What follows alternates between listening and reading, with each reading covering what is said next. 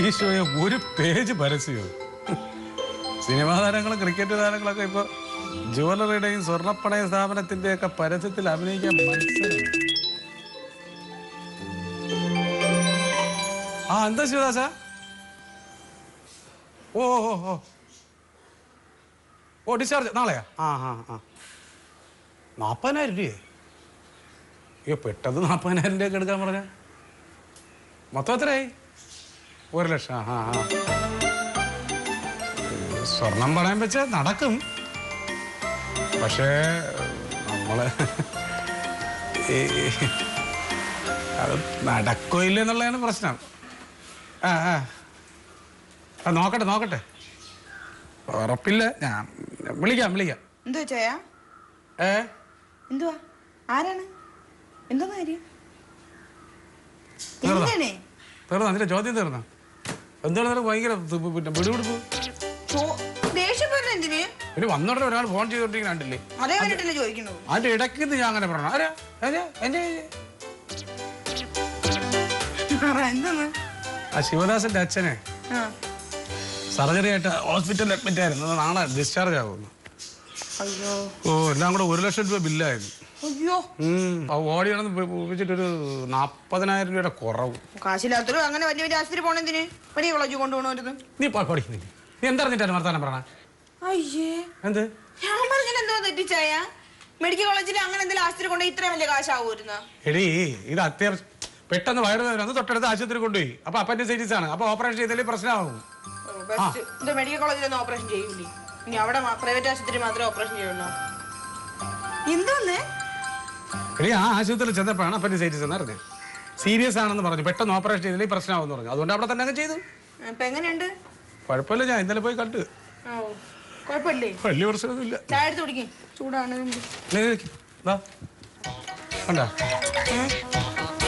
വാർത്ത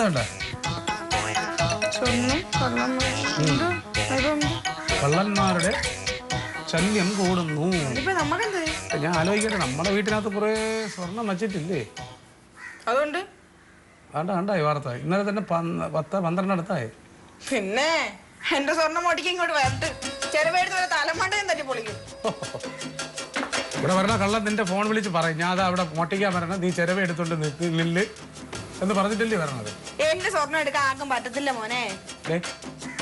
ഞാൻ പറയട്ടെ, നമുക്കിപ്പോ അത്യാവശ്യം ഉള്ള ഈ മോതിരം, ആ വള, പിന്നെ താലിമാല, ഇത് മാത്രം ഇവിടെ വെട്ടിട്ട് ബാക്കി നമുക്ക് ലോക്കറിൽ വെച്ചാലേ. ലോക്കറി വെക്കും കുറെ. എന്റെ സ്വർണ്ണം എടുക്കാൻ ആർക്കും പറ്റത്തില്ല. പിന്നെ നിന്റെ സ്വർണ്ണം എടുക്കാൻ ഒരു കള്ളം വിചാരിച്ചാൽ ഈ അലമാര കുത്തി തുറക്കാൻ തന്നെയാണ് വലിയ പാട്. എന്റെ സ്വർണ്ണം ഞാൻ അലമാരി വെക്കാറില്ല ടോമി സാറേ. പിന്നെ നീ എവിടെയാണ് സ്വർണ്ണം വെച്ചിരിക്കുന്നത്? എവിടെയാ വെച്ചേക്കണേന്ന് എനിക്കും പിന്നെ ഈശ്വരനും മാത്രമേ അറിയാവൂ ടോമി സാറേ. അതിന് ഏത് കള്ളം വന്ന് അരിച്ചു പിറക്കിയാലും അത് കണ്ടുപിടിക്കാൻ പറ്റത്തില്ല. ആ കാര്യത്തില് ഈ ചായം പേടിക്കണ്ട കേട്ടോ.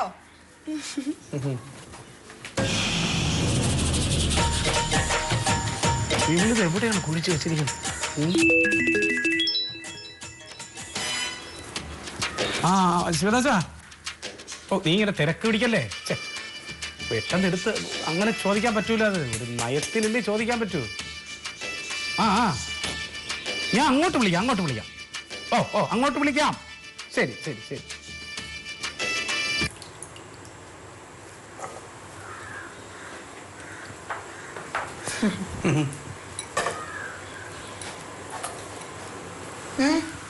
ചുമ്മാ എന്താണ് കറി വെക്കണത്? എന്താ വേണ്ടേ? എന്തെങ്കിലും കളഞ്ഞാ പറ്റി? വെറുതെ എന്ത് കറിയത്? കറി മെഴുക്ക്. എന്ത് ചായ? വേറെ എന്തിനും കുഴപ്പമുണ്ടോ? ഞാൻ കുറച്ച് ഇഞ്ചി പിഴിഞ്ഞായിരുന്നു. ഓ അതൊന്നും ഇല്ലടേ, ചുമ്മാ. തലവേദനയുണ്ടാ? ഞാൻ ലൈം ടീ എടുത്തരാം. ഞാൻ വെറുതെ തലേ കൈ വെച്ചത്. വെറുതെ തലേ കൈ വെച്ചത്. നീ അത് എന്തെങ്കിലും വിഷയം പറയാന്ന് പറഞ്ഞാൽ ഉടനെ വേറെ എന്തെങ്കിലും എടുത്തിട്ട് വിഷയം ഒന്ന് മാറ്റി കളയും. എന്താണ് സാധാരണ ഇങ്ങനത്തെ സ്വഭാവം ഉള്ളതല്ലല്ലോ? എന്ത് പറ്റി? എന്തോ സ്വഭാവം?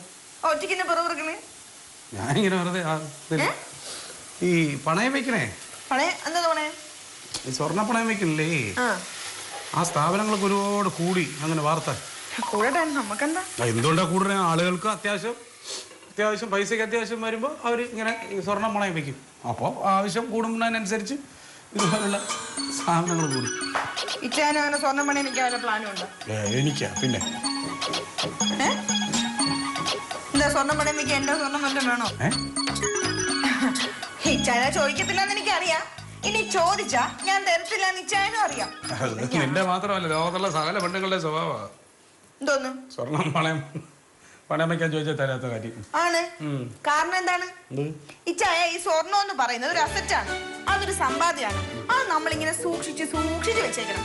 അല്ലാതെ തോന്നുമ്പടി എടുത്തിങ്ങനെ ദൂർത്തടിക്കാനുള്ളതല്ല ഈ സ്വർണ്ണം. നീ പറഞ്ഞേക്ക ശരിയൊക്കെ തന്നെ. നമുക്ക് ഭയങ്കര ഒരു അത്യാവശ്യം വന്നാലേ എടുത്ത് പണയം വെക്കുന്നതിന് ഒരു കുഴപ്പമില്ല. ബെസ്റ്റ്. കുഴപ്പമില്ലെന്ന് ആരാ പറഞ്ഞത്? എന്ത് കുഴപ്പമില്ല? എന്റെ പൊന്നിച്ചായ, നമ്മൾ ഈ സ്വർണ്ണം പണയം വെക്കുമ്പോഴേ അവർ ആ സ്വർണ്ണത്തിൽ നിന്ന് കുറച്ച് ചുരണ്ടി എടുക്കും. അതിൽ ചെമ്പ് പിന്നെ ചേർക്കത്തില്ലെന്ന് ഇച്ചാൻ പോയി കാണുന്നുണ്ടോ? ഇച്ചാൻ ഒന്നും അറിയത്തില്ല, ചുമ്മാ ഭ്രാന്ത് വിളിച്ച് പറയുള്ളൂ. പിന്നെ ബാങ്കിൽ കൊണ്ടുവന്ന് സ്വർണ്ണം വാങ്ങി മാമാരും ഇങ്ങനെ ചുരണ്ടല്ലേ പോണത്. നല്ല ബാങ്കുകളൊക്കെ ആണെന്നുണ്ടെങ്കിൽ ഒരു കുഴപ്പമില്ല. അങ്ങനെ നീ പറയും പോലെ നിന്റെ സ്വഭാവമുള്ള ആളുകളൊന്നും ഇവിടെ ഇരിക്കുന്നത് സ്വർണ്ണത്തിൽ. ഈ ബാങ്കുകാരാണ് ഏറ്റവും കള്ളന്മാര്. ബാങ്ക് നല്ല ബാങ്ക്. എന്നിച്ചായ നമ്മള് ഈ വീട് വെക്കാൻ വേണ്ടിട്ട് ബാങ്കിൽ നിന്ന് കുറച്ച് ലോൺ എടുക്കാൻ പോയിട്ടുണ്ടായിരുന്നേ. അപ്പൊ അവരെന്തിനാണ് നമ്മൾക്ക് കാശ് തരാൻ വേണ്ടിട്ട് ഈ വസ്തുവിന് പ്രമാണം ചോദിച്ചത്? അത് പിന്നെ നമുക്ക് ഇത്രയും കാശ് തരില്ലേ? അവർക്കൊരു പിന്നെ ഈട് വേണ്ട, ഒരു ഉറപ്പ് വേണ്ടേ? ആരാണ് നമ്മുടെ പ്രമാണം അവർ ചോദിച്ചത്? അവരിങ്ങോട്ട് കാശ് തരാൻ അവർക്ക് ഈട് വേണം, ഉറപ്പ് വേണം, ഒക്കെ വേണം. നമ്മൾ അവരെ ബാങ്കിലേക്ക് കുറച്ച് പൈസ ഡെപ്പോസിറ്റ് ചെയ്യാൻ പോകുമ്പോഴേ ആ ഈട് ഉറപ്പൊക്കെ അവർ നമുക്ക് തരുന്നുണ്ടോ? ആ ബാങ്ക് ഇരിക്കുന്ന ആ സ്ഥാപനം മുഴുവൻ നമ്മുടെ പേരിൽ എഴുതി വെച്ചിട്ടാണോ ഈ ഉറപ്പൊക്കെ തന്നിട്ടാണോ നമ്മൾ ബാങ്കിൽ കാശ് ഡെപ്പോസിറ്റ് ചെയ്യുന്നത്? വേറെക്കേട് പറയുന്നത് അത് കരിയുന്നു. വേറെക്കേട് പറയല്ലേ? ഒരു കാര്യം എന്തിനെങ്കിലും പറഞ്ഞ് നടത്തിക്കാൻ നോക്കുമ്പോൾ അതിന്റെ അപ്പുറമാണ് അവള് കയറി പറയുന്നത്. അല്ല അതെ, ഈ സ്വർണം പണയം വയ്ക്കുന്നത്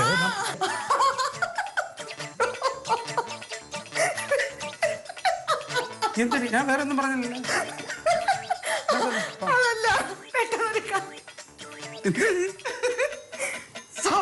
സ്വർണം പണയം വെക്കുന്ന കാര്യം പറഞ്ഞപ്പോ എനിക്ക് പെട്ടെന്നൊരു കാര്യം ഓർമ്മ വന്നത്. സോറി ചായ. ഞാൻ ചേട്ടടുത്ത് എന്റെ സുലോചന അമ്മ ഇല്ലേ, സുലോചന അമ്മയുടെ മോളെ സുമ ചേച്ചിയെ ഭർത്താവിനെ ഉപേക്ഷിച്ച് വീട്ടിൽ വന്ന്. സുമേഷിന്റെ ഭർത്താവ് രാജേന്ദ്രൻ ചേട്ടായി.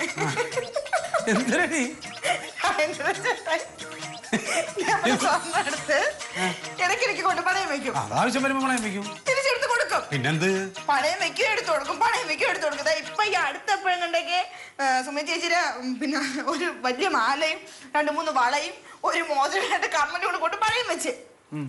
ഇപ്പൊ ഈ അടുത്ത് വളയും മാലയും കമ്മലും ഒക്കെ എടുത്തു കൊടുത്തു. ആ ഒരു മോതിരം മാത്രം തിരിച്ചു കൊടുത്തില്ല. ആലോചിച്ച് നോക്ക്. ചേച്ചി 2-3 മാസം വരെയൊക്കെ വെയിറ്റ് ചെയ്ത് നിന്ന്. അത് കഴിഞ്ഞിട്ട് ആ മോതിരം എടുത്ത് കൊടുക്കാത്തോണ്ട് പൂലിക്കുട്ടിയെ പോലെ ചേച്ചി വീട് വിട്ട് ഇറങ്ങി പോന്നു. ആൺകുട്ടി അടിച്ചേ, ആൺകുട്ടി. അല്ല, പറഞ്ഞത് മാറിപ്പോയി. തീരെ വലുത് അടിച്ചായോ പൂലിക്കുട്ടി. പെമ്പിളകായ ഇങ്ങനെ വേണം. ഈ മോതിരം എത്ര പവനുണ്ട്? അതല്ല ഇച്ചായ, അത് 1 ഗ്രാമം 3 മഞ്ചാടി. ഈ 1 ഗ്രാം 3 മഞ്ചാടിയുടെ ഈ മോതിരം പണം എടുത്ത് കൊടുക്കാത്തതിനാണ് അയാളെ പേടിച്ച് പോയത്. അവന് ചെയ്ത് തന്നെയാണ് ശരി. എന്റെ ഇച്ചായ സ്വർണ്ണത്തിൽ തൊട്ട ഭർത്താവിന് ഉപേക്ഷിച്ച് വീട്ടിൽ പോകുന്നതിൽ ഒരു തെറ്റുമില്ല. ഞാനേ തന്നെ ചേച്ചിയുടെ അടുത്ത് ചോദിച്ചു, അങ്ങനെ ഇറങ്ങി വേണം നാണക്കേടില്ലേ മോശമല്ലേന്ന്. അപ്പൊ ചേച്ചി എന്റെ അടുത്ത് പറയാന്ന്, എടി ഭർത്താക്കന്മാര് പോയാൽ നമുക്ക് വേറെ കിട്ടും, സ്വർണ്ണം പോയാൽ വേറെ കിട്ടത്തില്ലെന്ന്.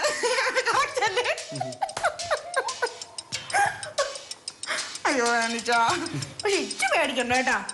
എന്റെ ജീവൻ പോയാലും എന്റെ അച്ഛൻ വന്ന് ചോദിച്ചാൽ പോലും എന്റെ ഒരു തരി സ്വർണം പോലും ഞാൻ കൊടുക്കത്തില്ല. സന്തോഷമായില്ലേ മുത്തേ?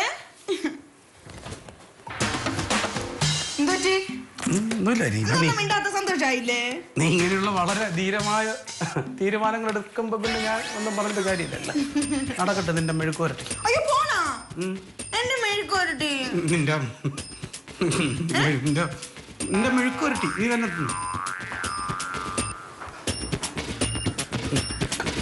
സ്വർണം പണയുമ്പോ നടക്കൂലെന്ന് ഇപ്പൊ തന്നെ ശിവദാസനോട് വിളിച്ച് പറഞ്ഞേക്കാം. ഇല്ലെങ്കിൽ അവൻ പ്രതീക്ഷിക്കുകയും ചെയ്യും.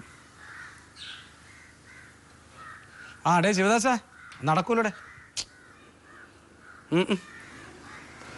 ലതയുടെ അടുത്ത് നിന്ന് സ്വർണം വാങ്ങിക്കണതും രാജധാനി കൈയാണിക്കണമൊക്കെ ഏതാണ്ട് ഒരുപോലെ തന്നെ നടക്കൂല അത്. ഓ നിന്റെ അളിയെ 2 ദിവസം കഴിഞ്ഞിട്ട് തരാന്നല്ലേ പറഞ്ഞ?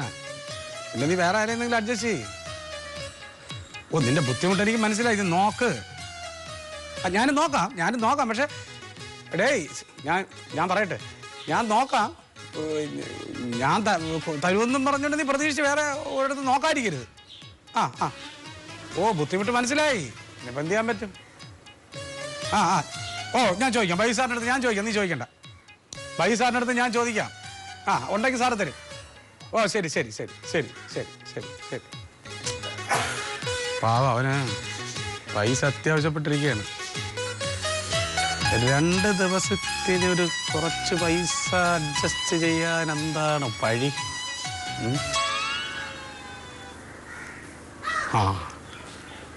സ്വപ്നകുമാർ പറ്റിയൊരു വഴിയാണ്.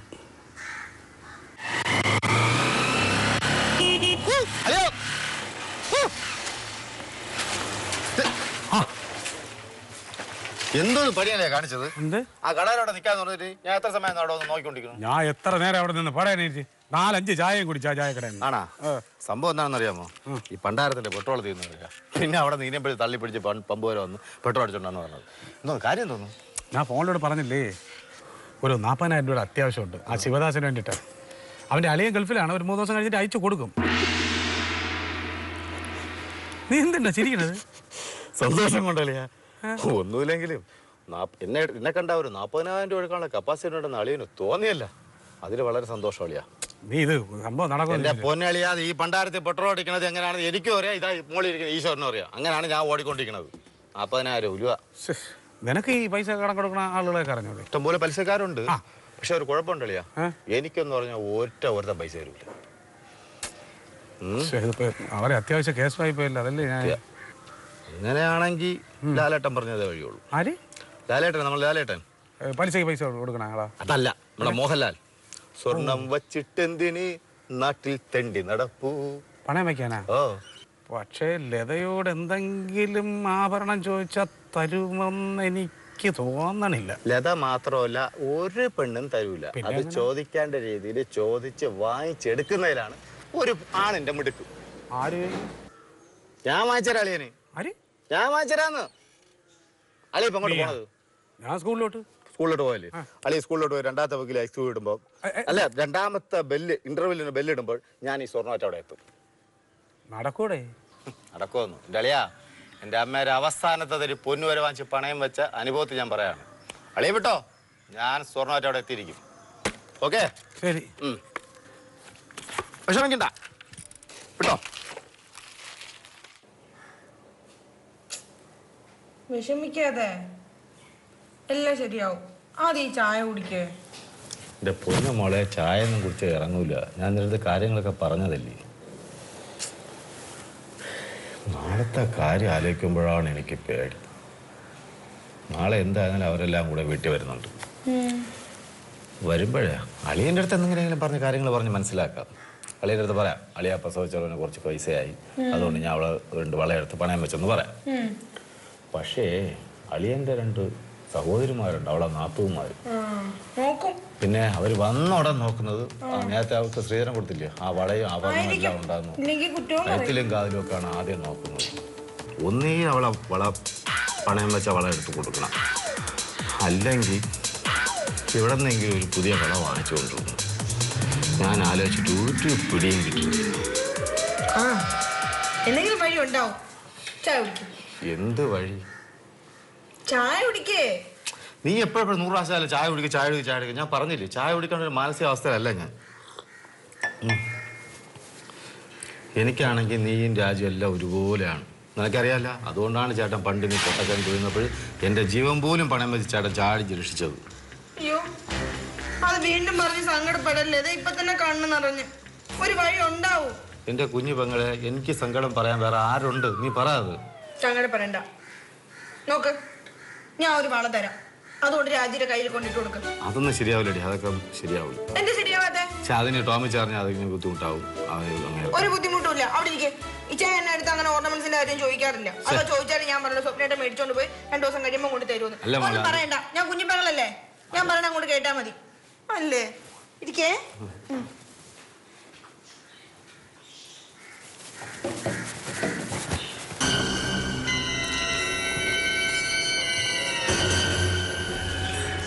അളിയോ എവിടെ?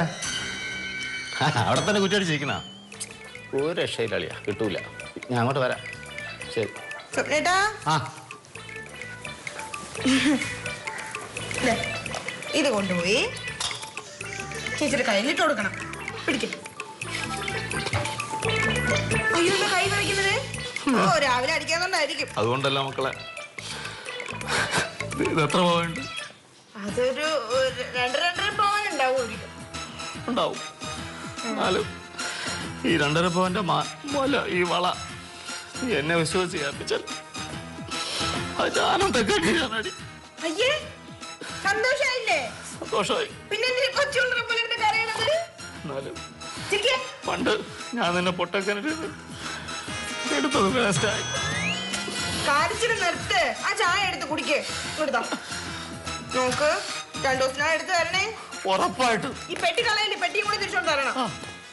ചായ കുടിച്ചിട്ട് പോ. കുടിക്കാം. ഇത് കൊണ്ടുപോയി അവളെ കയ്യിലിട്ട് കൊടുത്താലേ എനിക്ക് മനസ്സമാധാനമുള്ളൂ. അയ്യോ ചൂട്. തല കുഴപ്പമില്ല.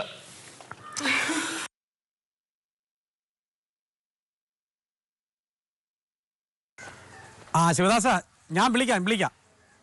ഓ നീ തിരക്കൂട്ടല്ലേ? ഞാൻ നമ്മുടെ റഷീദ് കായുടെ അടുത്ത് ചോദിച്ചിട്ടുണ്ട്, നമ്മുടെ കടയിലെ. അയ്യോ ആ ശരി വിളിക്കാം. നടന്നില്ലല്ലേ? ലതാന്റെ സ്വഭാവം കളിനെ അറിയാലോ, അത്ര പെട്ടെന്നൊന്നും. ഞാൻ പറഞ്ഞില്ലേ, ഞാൻ നിന്റെ എത്ര പ്രാവശ്യം പറഞ്ഞു, അങ്ങനെ ഒന്നും ചോദിച്ചാൽ അവള് തരൂല. പക്ഷെ ഇനിയിപ്പോൾ ആ റഷീദ് കടയിൽ ചെന്ന് ചോദിക്കാം, അല്ലാതെ വേറെ ഒന്നും നടക്കില്ല. ഓ നിനക്കും ഉണ്ടോ അവളെ അസുഖം? അതല്ല ഇങ്ങോട്ട് നോക്ക്. എന്റെ ഒന്നുമല്ല, 2.5 പവനുണ്ട്. 2.5 പവൻ അവള് തന്നടാ. എന്റെ അളിയാ, എനിക്കിതൊക്കെ ഈസിയല്ല. ഞാൻ എത്ര കണ്ടിരിക്കും. അല്ലെങ്കിൽ തന്നെ ഇമാതിരിയുള്ള കാര്യങ്ങൾ ചെയ്യാൻ നിനക്ക് ഭയങ്കര കഴിവാ. പറഞ്ഞു വരുമ്പോ ഒരുമാതിരി വർത്താനം പറയും. ഇത് അവള് തന്നത് തന്നെയാണ്, നീ അത് അവളറിയാതെ എടുത്തോണ്ട് അല്ലെങ്കിൽ ഒരു ചങ്കിക്കുള്ള വർത്താനം പറയല്ലേ കേട്ടാ. ശരി, നമുക്ക് പണയം വെക്കാം. ഇത് പണയം വെക്കാനാ? അത്യാവശ്യം. നീ വണ്ടി എടുക്കുക. വിട്ടതില്ല അങ്ങോട്ട്. നിങ്ങൾ എവിടെ പോണത്? സ്കൂൾ മാഷായ നിങ്ങൾ ഈ പണയം വെക്കണ ഫ്രണ്ടിൽ പോയി നിന്ന് നാണക്കേടല്. ഞാൻ വെച്ചോണ്ട് വരും. എത്ര രൂപ വെക്കേണ്ടത്? 40,000. 40,000 രൂപയല്ലേ ഉള്ളൂ. ഞാൻ വെച്ച് തരാം. നീ പണയം വെച്ച് തിരിച്ചു കൊണ്ടുവരുമോ?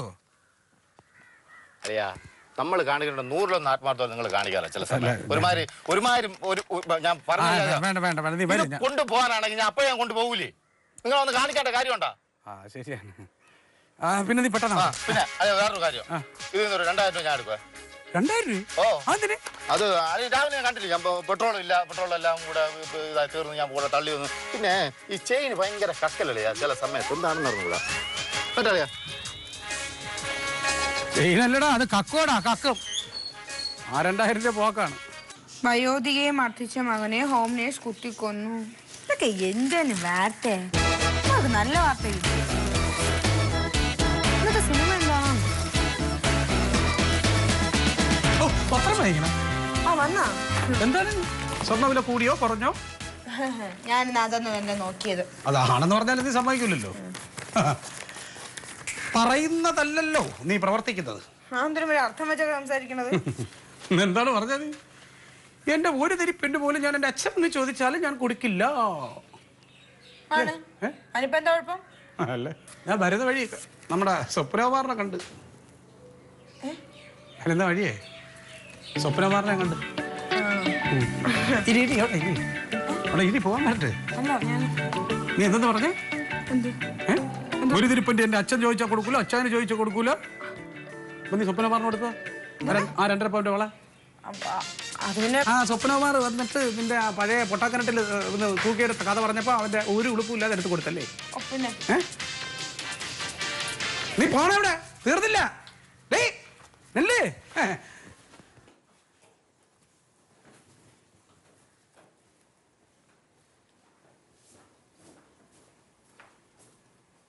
നിനക്കത്ത് ഒരു മറുപടി പറയാനില്ലേ?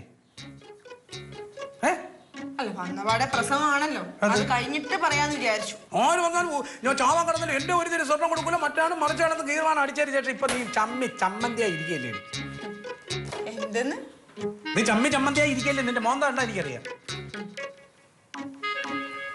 ഇത് ചമ്മിയതല്ല, പിന്നെ ഇതെന്റെ പുച്ഛഭാവമാണ്. നോക്കട്ടെ.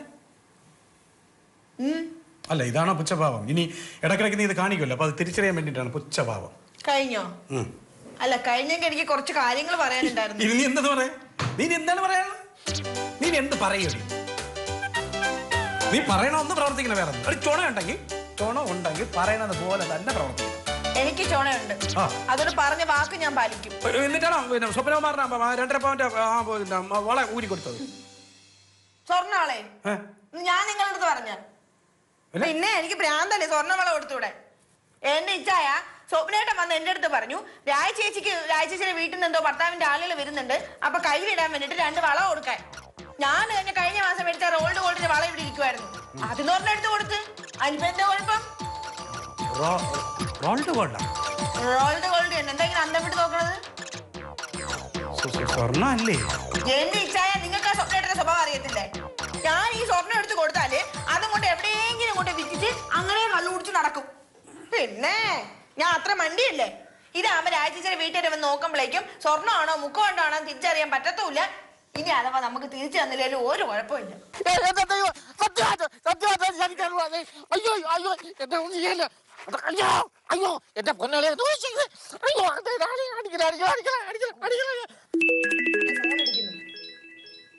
നിങ്ങൾ ഫോൺ അടിക്കണല്ലേ? ഫോണ്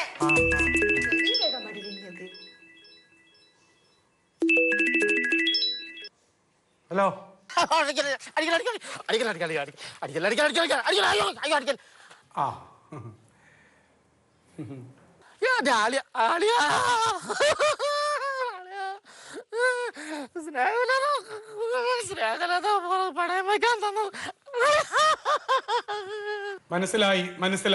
മനസ്സിലായി. പാട്ടാ നാട്ടുകാരൊക്കെ ആവശ്യത്തിന് പെരുമാറിയാ. കേൾക്കുന്നുണ്ട് ബഹളങ്ങൾ കേൾക്കുന്നുണ്ട്. മനസ്സിലായി. പോലീസ് പിടിച്ചു കൊടുക്ക. അയ്യോ അളിയാ രക്ഷകളിയാ. അയ്യോ എന്റെ പൊന്നു സാറേ അയ്യോ. ശരി. ആരാ? ചൂടുവെള്ളമുണ്ടടി കുടിക്കാനാ? കുടിക്കാനല്ല, ഇത്തിരി ചൂടുവെള്ളം, പിന്നെ ഇത്തിരി കുഴമ്പ് കൊടുത്തേ. ചൂടുവെള്ളം കുഴമ്പ്? ആർക്ക്? കുറച്ച് കഴിയുമ്പോ ഞാൻ ഒരു സാധനത്തിനും കൂടെ കൊണ്ടുവരും. സാധനോ? കുറച്ച് കഴിയുമ്പോ ഒരു സാധനത്തിന് ഞാൻ ഇവിടെ കൊണ്ടുവരുമെന്ന്.